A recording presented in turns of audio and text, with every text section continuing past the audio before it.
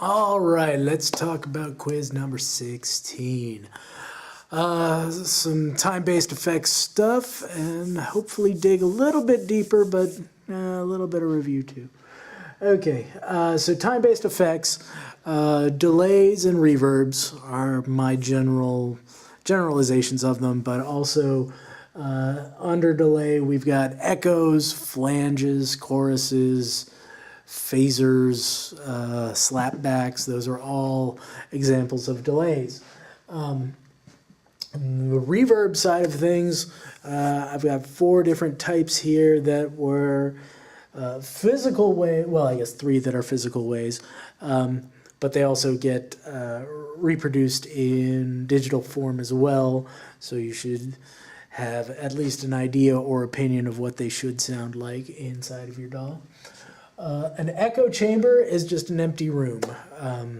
Halls, churches, scoring stage, drum rooms. I've seen all of these as possibilities, I guess, of places to record reverbs or as settings on other reverbs.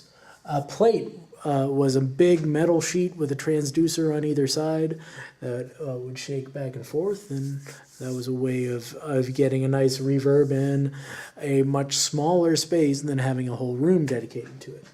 Spring is just a metal coil where we send the sound down it. Very popular in guitar amplifiers. If we had the chance, we might have demonstrated downstairs on my PV amp where you turn on the reverb and then drop it on the ground and it makes a big noise. And lastly, digital is just a software version of a reverb. Okay, diffusion. Okay, the word diffusion has to do with the smoothness of a reverb. It's how much scattering happens once the sound wave has hit a barrier and come back. But speaking of hitting a barrier and coming back, the first echoes that come back from a reverb we call the early reflections, and those are very important in the way that we perceive the space that's either providing the reverb or that we are imitating. So the distance of those spaces is going to determine the length of time before we hear the early reflection, right? The material will have to do with the frequencies that we hear and those sorts of things.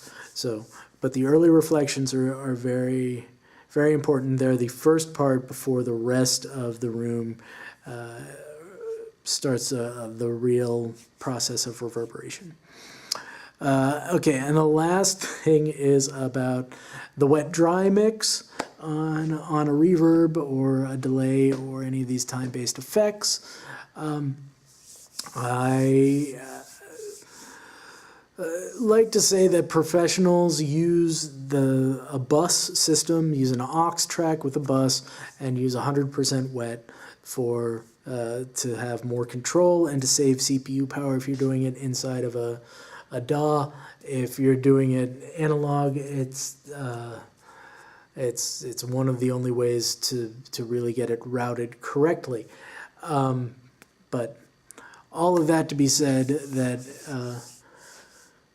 right, as we progress, maybe that will change and that will become less of a standard. But the standard that is still expected of you to know as students is that time-based effects do not get placed directly on the track and use 100% wet.